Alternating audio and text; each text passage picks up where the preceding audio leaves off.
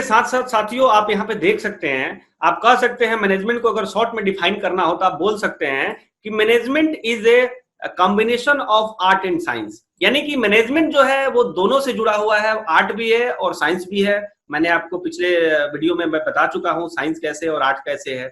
तो आप कह सकते हैं व्हाट इज मैनेजमेंट, कोई पूछता है तो management is a combination of art and science आप बोल सकते हैं। इसके साथ साथ management is a coordination of resources. साथियों मैनेजमेंट जो है कोऑर्डिनेशन है किसका, तो रिसोर्सेज का। रिसोर्सेज का मतलब होता है जो भी रिसोर्स आप यहाँ पे देख रहे हैं, जैसे आपका मैन है, वुमेन है, मनी है, तो इन सभी के बीच में जो कोऑर्डिनेशन स्थापित करना होता है तो उसे आप कह सकते हैं कि मैनेजमेंट जो है एक आपका क्या है, कोऑर्डिनेशन है किसका, तो रिसोर्सेज का। रिसोर्स में कैसे कोऑर्डिनेशन बनाना है वो आप उसको मैनेजमेंट कह सकते हैं। इसके साथ साथ साथियों जो मैनेजमेंट है is never ending activity. Management समझिए कि मैनेजमेंट का काम ऐसा है, ये नेवर एंडिंग एक्टिविटी है, ये कभी खत्म होने वाला नहीं है। आप सिंपल जब से आप पैदा हुए हैं जब तक आप जिंदा रहेंगे आपको जिंदगी के हर स्टेप में आपको जो है मैनेजमेंट करना पड़ता है। आपके घर में जो शादियां होती है वहां भी मैनेजमेंट होता है। आप देखते हैं बहुत सारी शादियां होती है, ऐसे होती है कि वहां पे सारा चीज जो है सिस्टमैटिक तरीके से, जो भी आपका सामान होता है या जो भी यूज वाला चीज होता है सारा चीज सिस्टमैटिकली तरीके से हो जाता है, घटता नहीं है, इवन बच जाता है और बर्बाद भी ज्यादा नहीं होता है। और वही मैनेजमेंट ऐसा होता है कि सामान भी ज्यादा रहता है और मैनेजमेंट सही से नहीं होता है तो पता चलता है वो खट जाता है, कम हो जाता है।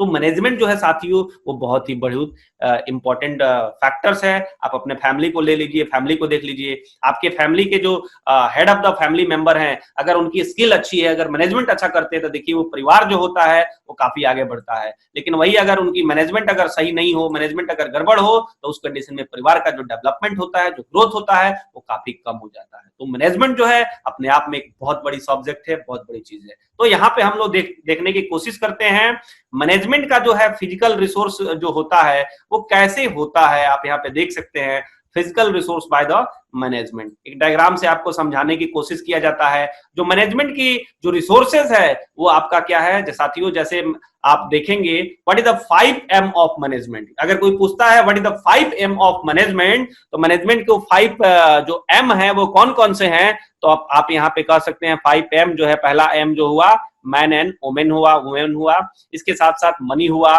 मशीन हुआ, मटेरियल हुआ और मेथड हो गया। ये आपका क्या है 5M है मैनेजमेंट का, that is called resources of management. अब यहाँ पे क्या होता है मैनेजरियल फंक्शन आप यहाँ पे देख रहे हैं। अब यहाँ पे मैनेजरियल फंक्शन जो है आपका काम करता है, यानी कि जो भी ये रिसोर्स है वो सारे रिसोर्स को सही तरीके से चलाने के लिए पूरा मैनेजरियल फंक्शन आपका काम करता है। आपने ऑलरेडी मैनेजमेंट का डेफिनेशन में देखा होगा, प्लानिंग देखा होगा, ऑर्गेनाइजिंग देखा, आपने स्टाफिंग देखा, आपने डायरेक्शन देखा, आपने कंट्रोल देखा। तो ये क्या है मैनेजमेंट जो है साथियों, ये फंक्शन हो गया। तो जो भी रिसोर्सेज है उन सभी रिसोर्सेज को जो भी संचालन करने का काम होता है वो पूरा मैनेजरियल फंक्शन के अंतर्गत ये होता है। जो भी मैनेजमेंट वाले लोग होते हैं वो सभी रिसोर्स का यूटिलाइज करते हैं।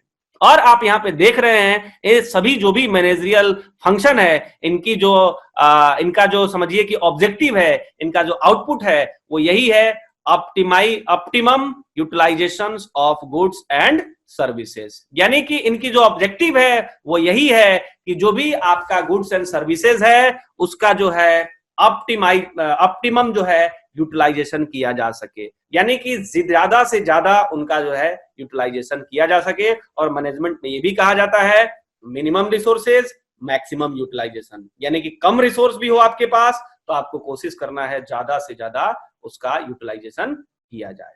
ठीक है, तो ये फिजिकल रिसोर्स जो है मैनेजमेंट का वो यही होता है। जो भी रिसोर्सेज है उसके बाद मैनेजरियल फंक्शन काम करता है और इनकी जो ऑब्जेक्टिव होती है वो यही होती है कि उनको सही तरीके से, बेहतर तरीके से इनकी जो भी रिसोर्स है उनको मैनेजरियल फंक्शन के हेल्प से सही तरीके से उसको यूटिलाइज किया जा सके साथियों। तो ये चीजें जो है आप लोगों को जो है आई थिंक जो है समझ में आ गई होगी। इसके बाद जो है अगला जो पॉइंट है वो भी बहुत इंटरेस्टिंग है, उसको भी हम लोग देखने की कोशिश करते हैं, क्योंकि ये भी जो है हमारा मैनेजमेंट से आप देख सकते हैं यहाँ पे प्रोसेस ऑफ मैनेजमेंट। यानी कि मैनेजमेंट का जो है साथियों आपका प्रोसेस क्या है, आप यहाँ पे देख सकते हैं मैनेजमेंट जो है उसका प्रोसेस क्या है। तो आप यहाँ पे देखें कि आपका जो भी आपका इनपुट है, यानी कि इनपुट हम लोग जो भी रिसोर्स है, रिसोर्स को हम कह सकते हैं इनपुट।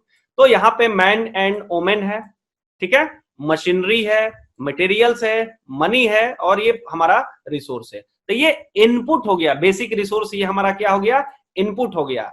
इसके साथ साथ आप यहाँ पे देख सकते हैं ये जो पूरा डायग्राम है साथियों, वो है प्रोसेस ऑफ मैनेजमेंट, यानी कि मैनेजमेंट का जो प्रोसेस है वो कैसा है।